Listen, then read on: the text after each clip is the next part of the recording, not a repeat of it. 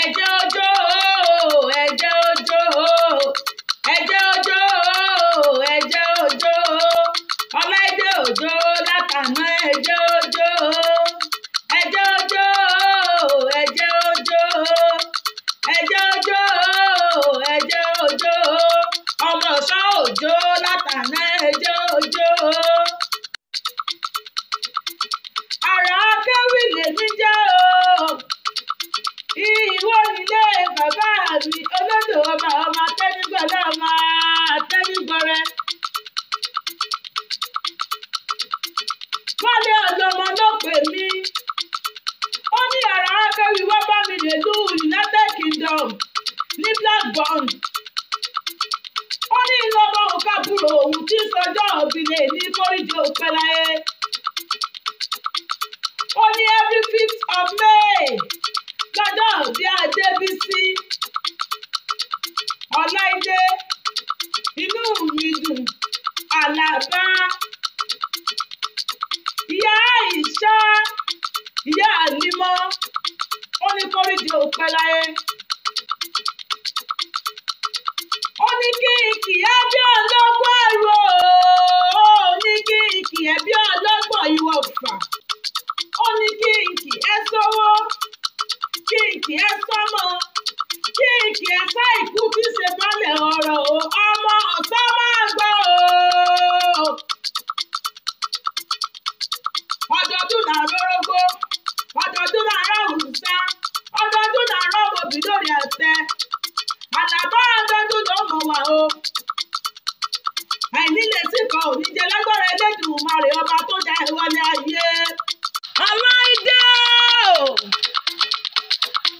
ìwọ lẹni ọkùnrin kò lọ́nà tó di wá mọ́rí. Ó ní bẹ́lẹ̀ yìí ò bá tiẹ̀ jáyé ẹni á sì jálè ẹni. Ọláìdé wẹ̀ lódò gbogbo akọ ló ń yọ owó ọṣẹ. Ẹwà rẹ òkúkú ní bàjẹ́ láṣẹ Elédùmarè ọba tó dá ìwọlé ayé. Adébísí o Wálé Àlọ́mọ́ ní kí n bọ́ ọ̀rẹ́ lé bàbá tó bí Àlọ́mọ́. Ìkòròdú nílé bàbá tó bí Àlọ́mọ́. Ìkòròdú ọ̀gá mẹ́ẹ̀dúkú mẹ́jọ ọmọ ẹ̀dúkú mẹ́jọ irúmọlẹ̀ ti fà lẹ́jà o.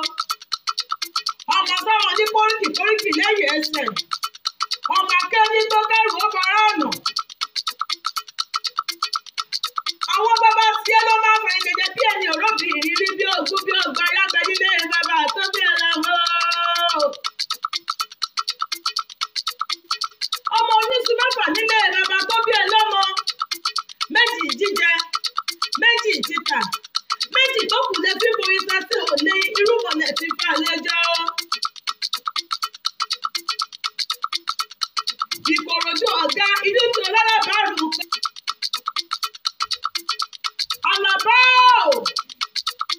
Adébísí inú mi dùn tí sọjọ́ ọ̀gbìnlẹ̀ ní kórìjì òpẹ́láyé.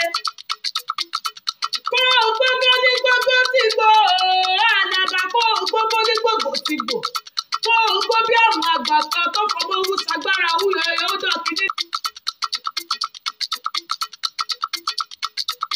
Àlàbá ò ní gbé sájò ò wá nírọ̀ òun gbé sọnù bí o ṣe bí ọmọ. Ìbànújẹ́ onítúlé rẹ̀ ṣe gbùgbé. Ẹrù tó bí ọmọ kì í bá wọn tú o ayé ò ní gbé ká ẹ mọ́lé.